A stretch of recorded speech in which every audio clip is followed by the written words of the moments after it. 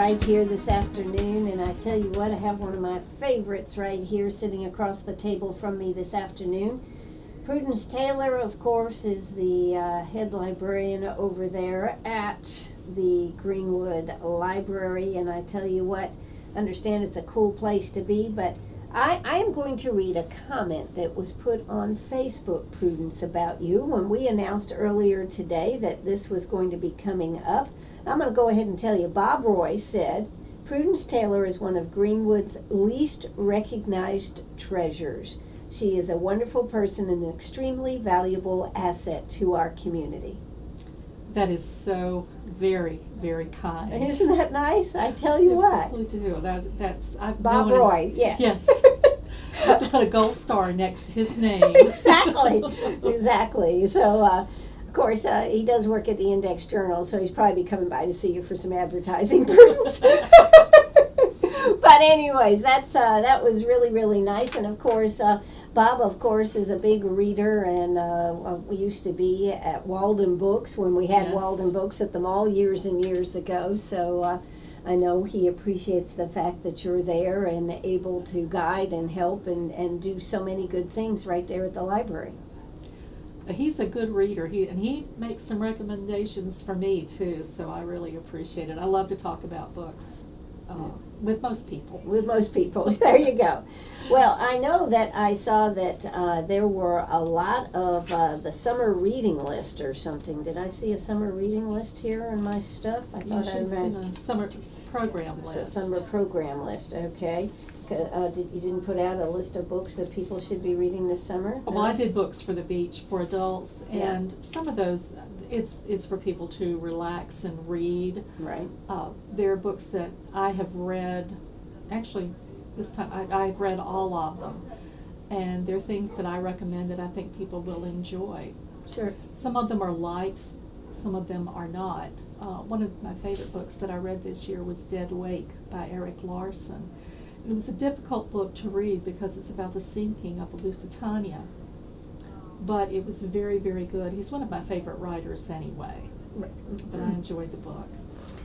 God, I thought your favorite writer is Harper Lee.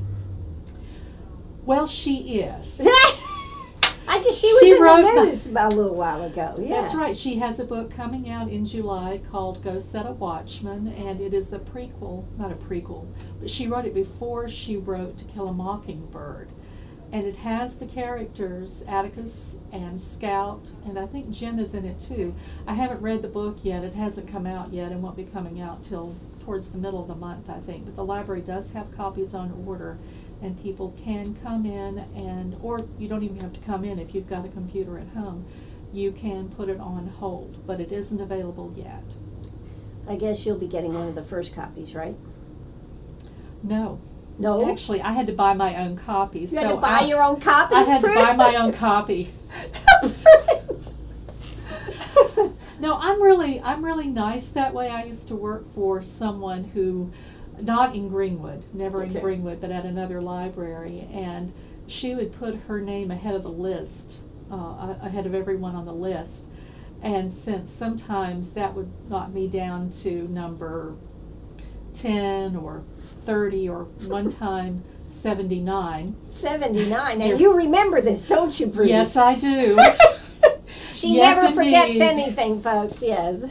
So I just thought, I am never going to do that. If I'm ever the director of a library, I'm never going to do that. I'm never going to treat anybody that way. If we've got a lot of requests, I'm just going to buy my own copy. And that's what I decided to do with Harper Lee's Go Set a Watchman. And you know, it's been a long time since she's had a book now, Prudence. Yes, her publisher, I think, got her to dust off this old manuscript. It was one of the ones that she was working with when she wrote To Kill a Mockingbird, but she worked for years on To Kill a Mockingbird, and she got so frustrated with it one night that she was living in New York. She opened her apartment window and threw the manuscript of To Kill a Mockingbird out the window. Then she called her editor and told her what she'd done. And the editor told her to go outside right then and pick up every single page. And Harper Lee pointed out that it was miserably cold and it was snowing, and the editor said she didn't care. Harper Lee needed to go out there and get every single page she tossed out the window. And that's what she did. And so I am so grateful to that editor, because To Kill a Mockingbird is one of my absolute all-time favorite books. I know. I can see the editor saying, personally, my dear, I don't give a darn. I think she was one of those people who was very hard to work with. I don't know why I think that. Well, I do know. I had read the book, The Mockingbird Next Door, which came out last year.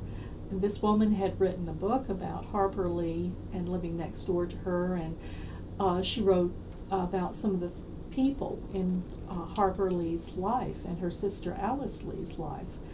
And she thought that she had permission to do it, but Harper Lee withdrew that. And so I thought, well, I don't know what I'm quite to make of this, but it was a very interesting book. The library does have a copy. Does have a copy. You know, one of the discussions that I think is always out there is on the viability of libraries, and yet you're telling me the library is busier than ever right now. Oh, absolutely. Well, I don't think that we will ever get rid of public libraries as we know them. I love science fiction, and you will see where in a science fiction movie, for example, I can't remember which one it was, but there was a virtual librarian, and he would just, a hologram of him would appear, and he would answer people's questions, that kind of thing. But people still needed that semi-personal touch. The other thing is the library serves everybody, so we have a lot of people who either can't afford to have computers at home or the internet at home, or whose spouses will not allow them to have the internet at home or computers at home because it doesn't fit with their home decor. Their home decor? That sounds like an actual story there, Prudence. There was a gentleman who used to come into the library. Before we moved, we were still down across the street from the theater and the museum. And his wife refused to let him have the computer at home because it didn't go with any of her furniture. And so he would come to the library and use the computer down there. And then he decided he liked it better down there anyway because there were people to help him use the computers. There were people to help him with printing. There were people to help him with the internet. Wow. So, but you said you're just being so busy going into the summer. You've got that nice computer lab. We do. We have a lot of people who come in and use it. If you want to apply for a job at McDonald's as a fry cook, you have to do it online. And so we have a lot of people who come in to apply for jobs, who come in to look for jobs. We have people who are going online and doing job training. It's really wonderful. People are using the library and its resources the way it's meant to be used. I did get a complaint a few weeks ago from, well, never mind who it was from, but the person was complaining because the library is so noisy. And that's true. It is a very, very noisy place, especially on days when we have the children in. We have a special program or something, because we always have children in there, but there are days when we have more than we normally do. And we've gone back to our old mantra that we had in the old library, which is we have a respectful library. We do not have a quiet library. But we have so many people coming in and using it. There's noise just in going up and down the stairs. Even though we have an elevator, most people use the stairs. We have, our children's room is busy, our teen center is busy. That's for kids in grades 6 through 12, and we have a lot of students coming in this summer, and I'm so glad to see them, because middle school is when we start losing kids. It's when kids, they stop reading, and that's when they start losing the ability to read and understand what they read. And it doesn't sound like it might be that serious, but it really is, because I have they're talked to students. people that say that you can lose the ability to read, and the first time I heard that, I was blown it away. But I have heard that several times. If you don't read, you can lose that ability. Absolutely. That's one reason our literacy program for adults is so important. We have some very good success stories now. The program started in February of 2012. Lois Strauss, she's been on your program, Right. Mm-hmm. but Lois Strauss is the coordinator, and she's done an excellent job. It's all of our tutors are volunteers, and they work with our students who are all adults. But we had one man who had graduated from high school, and he could read when he graduated from high school. He got a job with Greenwood Mills. He thought he would be there forever because his father and grandfather had been there forever. Well, he was laid off.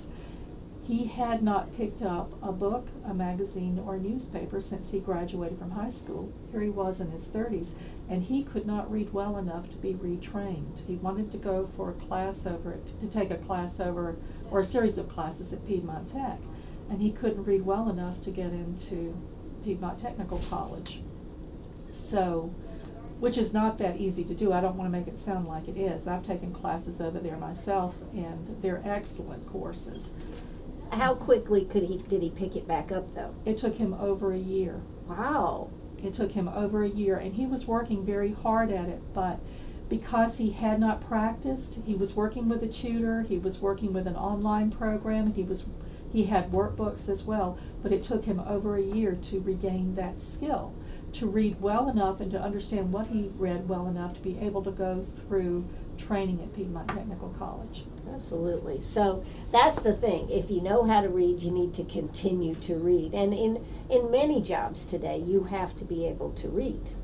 Well, to read and understand what you're reading. Right. And it also helps you, if you lose that job, you can always go for more training. You can always do something else, but not if you can't read. That's one thing that has always irritated me about the internet. People, I can remember when it first came out, people said we don't need libraries anymore because we have the internet. Well, the library is the only place you can go and use the internet, use computers for free. They do have places here in town, I won't call them by name, you can go in and you can use the internet. But you have to buy a cup of coffee, you have to buy a hamburger, you have to do something to be a customer to stay in there. And there's nothing wrong with that. Those places are in business. Sure. Offering free internet access is an incentive to bring people in. Sure. But if you want to use the internet for free, to use a computer for free, the library is the place to go. The other thing that used to irritate me was that people said, well, I won't have to be able to read because I can just speak into my computer. Well, they do have voice activation now, but those programs are expensive, and they don't take into consideration our southern accents. Well, I would think the other thing, it would actually be a little slower, to be able to respond and go back and forth. That would be a problem too, Prudence. I don't know. I have Siri in my car. Right. And I was trying to tell Siri where to take me one place just to see if it would work. I actually Right. knew how to get there, fortunately, because if I had followed those directions, I'd have wound up in Saluda. There you go. Is it your southern accent? I think so. I think so. Hey, I'm Ann Eller. I'm here with Prudence Taylor. She's the executive director over there at the Greenwood County Library. We'll be right back. If you got a question for Prudence, pick up that phone. Give us a call, 229-7984. That's 229-7984.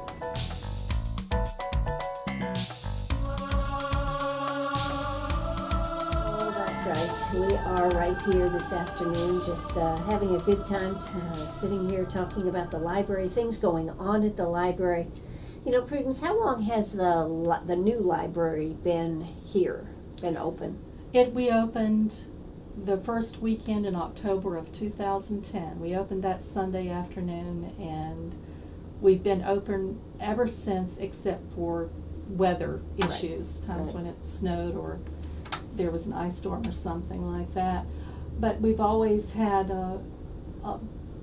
it's always gotten good use. I feel like it was a very good investment for the county because people use it all the time. It's one of the few places you can come in. It's cool in there, so if your air conditioning isn't working or isn't working well enough, or if you don't even have air conditioning, it's a great place to come and relax and read. You know, I think one of the nice things is that we've got a new library, but then the use of the old library as the Veterans Center and as the Hall of Heroes Museum and everything has been fantastic, what's happened there at the old library. I completely agree. If there's anything Greenwood does not need, it is empty boxes. So I applaud the county council and the veterans for getting together and for making that building work. Yeah, I mean, there's been a lot of time gone into it, but it sure looks great, doesn't it? Yeah. It's a good building. It was just too small. Right. And the children's room was close to the door. There was no other place to move them, and so it wasn't as safe as it needed to be. But for adults, it's perfect. It's fine. Yeah, it's just, I think it's great that we have two buildings that now really work. Now, you've got some summer programs coming up. I'm kind of thinking that maybe you want to participate in the teen summer programs because you seem really excited about particularly a couple of them. Yes. Well, the library, we have this wonderful teen center for students in grades 6 through 12. It's filled with books on CD, with graphic novels that our teens will enjoy reading. It's materials especially chosen for this age group. But we also have programs there. Dungeons and Dragons is a great program that's played every Wednesday evening. Adrian Little is in charge of that, and he is a wonderful player, and he can teach people who don't know anything about Dungeons and Dragons how to play. Another program that they're doing is a craft program. They did one earlier this summer called Evil Villains, where people made minions, and they were very creative. They have one coming up in July called Monsters Attack Villainous Art. So I think that's going to be wonderful. They also offer the teen program, the teen summer reading program. If you read 5 books, just 5 books, you get a t-shirt, and the t-shirts are great. I wanted one, but they wouldn't let me have one because I'm not a teen. Did you read 5 books? So far, I've read 54 books. But it wasn't like good enough. I think you could have bent the rules a little bit for the executive director here. Now, one of the things we need to talk about is a lot of these programs, too, come from the Friends of the Library. Oh, all of them are sponsored by the Friends of the Library. I take it back with our summer program. We had Donna Washington come to kick it off, and she was sponsored by a grant we received from the South Carolina State Library. But everything else, all of our craft programs, all of our puppets, we have the Gray Seal puppets coming. Everyone else is sponsored by the Friends of the Greenwood County Library. Memberships are very inexpensive. I think you can join the Friends for $10, and that goes to pay for our teen programs. It goes to buy the materials for our craft programs for both our children and our teens. And it brings in these special storytellers and puppeteers, and this is a wonderful opportunity for our children to experience a performance that they might not otherwise be able to afford. Sure. or enjoy. So it's a win-win situation. Absolutely. The money, I feel, is very well spent. And there are things that you wouldn't be able to necessarily get into the budget if you didn't have the Friends of the Library doing this. We would still have a summer reading program, but I can tell you right now, we wouldn't have people like the Gray Seal puppets coming. We wouldn't be able to do, we wouldn't have the Critter Keeper coming. If you like animals, you will want to come to that. If you like creepy crawlies, you'll want to make arrangements with someone else to take your children. But we wouldn't have had a magician come. So the Friends make such a difference, and it doesn't take much money to become a member of the Friends. The Friends also pay for the books that we use in the adult book discussion groups too. So wow. We rely very heavily on our Friends to help us provide programming to promote literacy. This year we will also be doing. We'll talk about that when we come back, because okay. right now it's time for us to hear South Carolina radio news, don't you? Go away. Am I going Arg, are you a pirate or a pack rat? Do you have a vacation of a lifetime sitting in the attic? Or a college tuition hung on a wall? Or is a fabulous retirement hidden in your jewelry box? Bring those items to Sharp Facets Gallery. We can establish value and buy from you or sell for you. And so ends another chapter at Sharp Facets Gallery, 72 Bypass, and on the web, sharpfacets.com. Oh, that's right. We're right back here, Sharp Facets Gallery this afternoon. I am talking with my friend Prudence Taylor, and of course she is the executive director over there at the Greenwood Library. If you have a problem, don't call her. No, I'm just teasing. You'd like that though, wouldn't you? No, I'm not going to answer that. Okay, all right. But, I mean, you know, I think the good thing is, now, roughly how many people have library cards? Because I know that's always been something you've been proud of, is how many people actually have cards and are able to use the library in our county. We have we have almost 70,000 people in our county, and more than 45,000 of them have and use a library card. That's awesome. It really is. When you look at, especially when you look at the numbers at some of the other libraries, which I know you should never compare your library to another one. Yeah, and right. I would never do that, really. But having said that, I look at some of the other libraries that are a similar size, similar population in their county, and maybe a third or a quarter of their people, of their citizens have and use a library card. So I love the fact that Greenwood's residents are so anxious and so willing to use the library. And yes, if you do have a problem with the library, please do let me know. I really do want to know. Customer service is very important to us. And I may not be able to break a law for you because I have had a couple of people who were upset about some things there, but if I possibly can help you, if you do have a problem, I do want to do that. Absolutely. Now, but why do you think we have such a high usage at the library, Prudence? What do you attribute it to then? I think a lot of it is because we have such a strong children's program. When the library first opened in 1901, they really didn't encourage children to come. It was chiefly a library for adults and for students. And then the Kiwanis Club changed all of that in 1928. They went in and renovated the children's room. Mm-hmm. They gave money to buy more books. They guaranteed the salary of the children's librarian for 5 years. Wow. And they kept their word. This took them right up through 1933. And then they also bought furniture, child-sized furniture, and we still have one of the old tables that came from that original library. It was the Carnegie Library, and it was where the city courthouse is now. And they just did an amazing job, but people got in the habit of bringing their children to the library, of using the library themselves, and I think that is where we saw the really big boom. Another thing, and this is not necessarily a good thing, but Greenwood has gone through some tough economic times. When I came in 1997, that December, the unemployment rate was 3.5%, which is hard nothing. to remember, isn't it? Really? Yeah. Because you always have people who are not going to be able to work, who are not able to keep a job. I mean, Jesus said the poor will always be with you, and he was right. But our unemployment, I think, got up to 13%. And people came to use the library because they couldn't afford to buy books, because they couldn't afford to have the internet at home. They couldn't afford to replace their computers.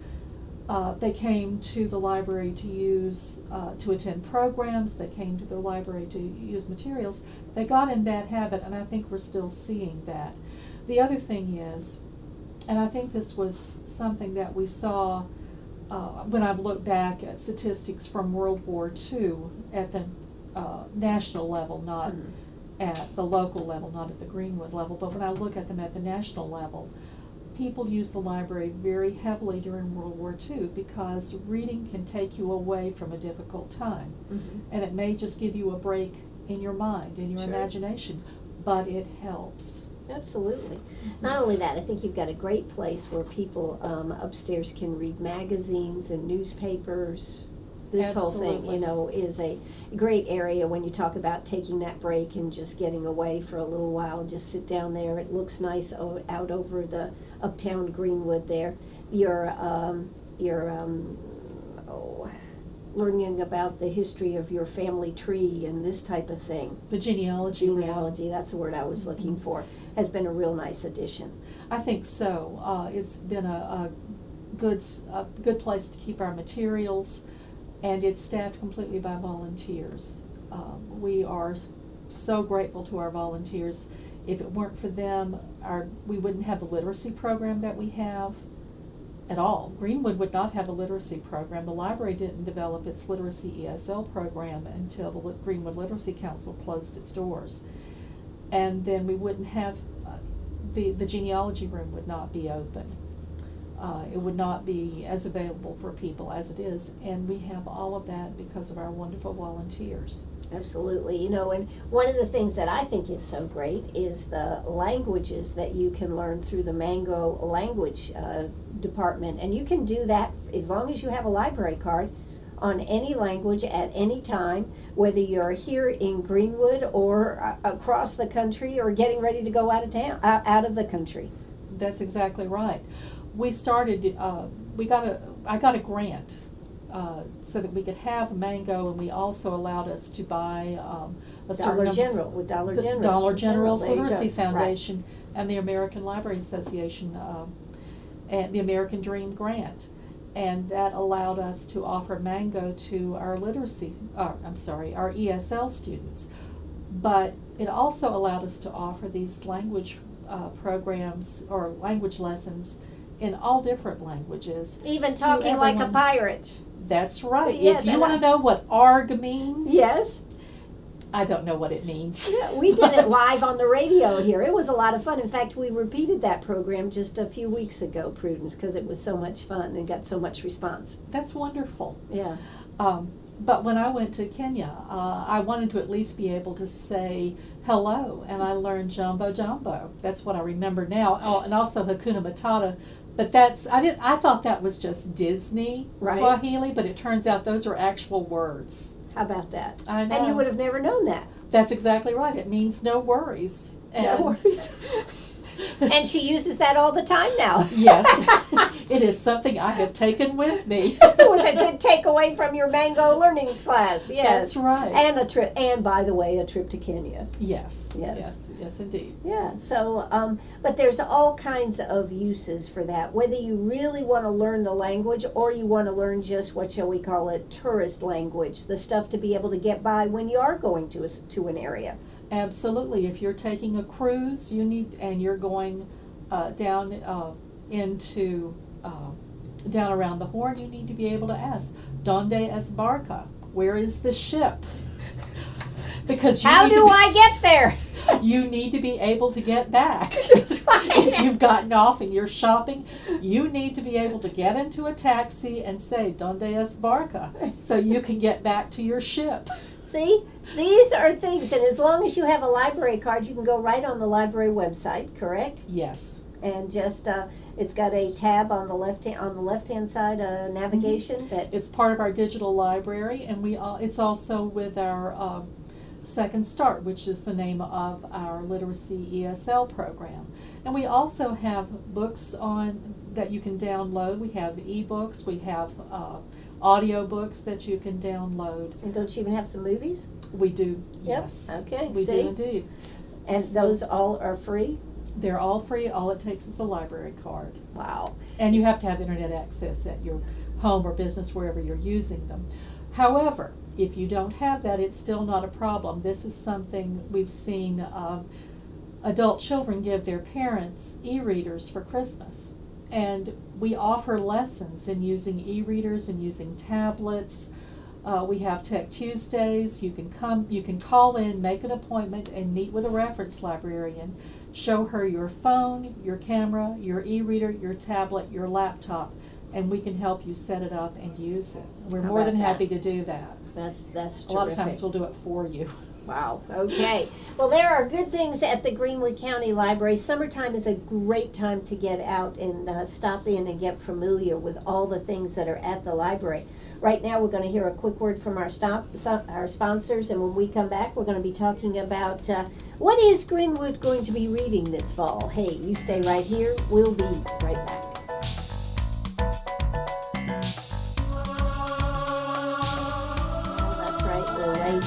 Right here across the table from me this afternoon. Prudence Taylor is with me. And every year, there is a book that everybody gets involved in, whether you're in school or the adults get together and talk about it. What's going to be the book this year, Prudence? Well, this year the featured title for Greenwood Reads is The Boy Who Harnessed the Wind by William Kamkwamba and Brian Mealer. William Kamkwamba is a young African man, and when he was a boy, his father was a farmer, and they were very poor. There had been a drought, a new government had come in, the new president was not a farmer, so he had made seed very expensive, and with the drought, they just couldn't afford for this boy to go to school, and he loved learning. He especially loved science. And in his part of the country, parents not only have to pay for you to go to school, they also have to buy your uniform and your books for you. He attended school as long as he could, and finally the school administration called him and said, "We can't carry you anymore."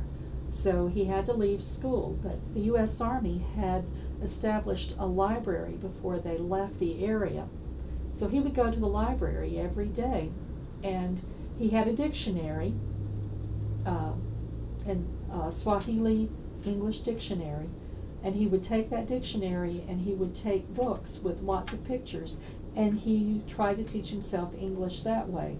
One of the books that he picked up, as I said, he loved science. One of the books he picked up was about windmills, and so he taught himself to build a windmill, and people in his village made fun of him because he used junk. He used things that people had thrown away to build his like windmill. A bicycle wheel. And yes, the part of a bicycle. Old parts of ladders. Right. You know, I look at this and some of the things that he used that he climbed on, I would be terrified to climb on. But of course, you're 14. Nothing Right. bad is ever going to happen to you, and I think that's true for almost any country that you live in. The young just don't have a sense of danger. But anyway, he built a windmill and he powered a battery so that his parents were able to have light in one room of their house, electric light. And he built another windmill, a larger one, that powered a stronger battery so that they had lights in all the little rooms in their home, and then they were also able to have their radio work. He has given 2 TED talks, technology and entertainment talks, and the first time that he gave a talk, he was so nervous he forgot his English. And so the moderator went on stage when he saw this young man just standing there grasping for words, and he interviewed him and helped him explain what it was that he had done and what his goals had been. The second time he did a TED talk, he was a student at Dartmouth. Because he of got his a scholarship, right? He got a full ride, not only to Dartmouth, but they sent him to prep school because he really wasn't prepared for a college level studies when he did his first TED Talk, and so they were able to get scholarships for him, and he attended a prep school, and then he went on to Dartmouth. And his goal was to take his learning back to his country, to improve life for the people in his village, and then to improve life for the people in his country. And he wanted to build a series of windmills so that people could not only have electricity in their homes, but they could also irrigate their fields.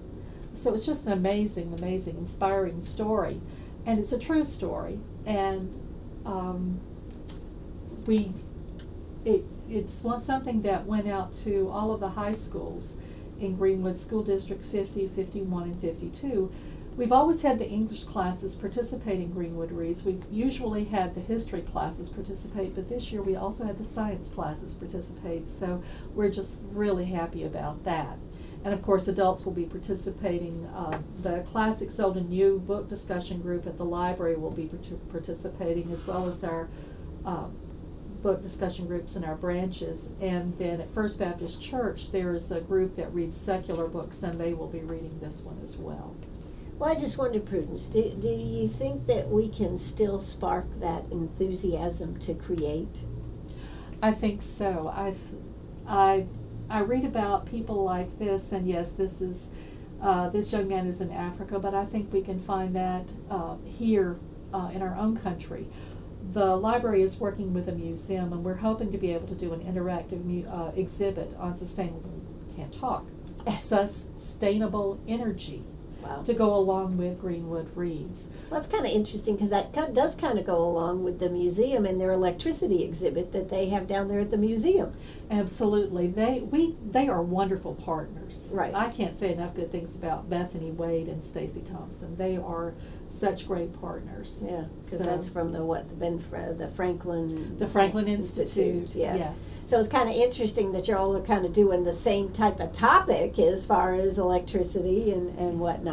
It's planned. It's planned. Yeah, Okay. It's not a coincidence. It's not a coincidence. Well, there you go. Yes. Now, you've got a great movie, too, that you're looking forward to showing as part of this, too. Absolutely. It's called The First Grader, and it was made by National Geographic, but it's not a documentary, which surprised me because when I think of National Geographic, documentaries is Right. what I think of. But this is based on the true story of a man named Maruge.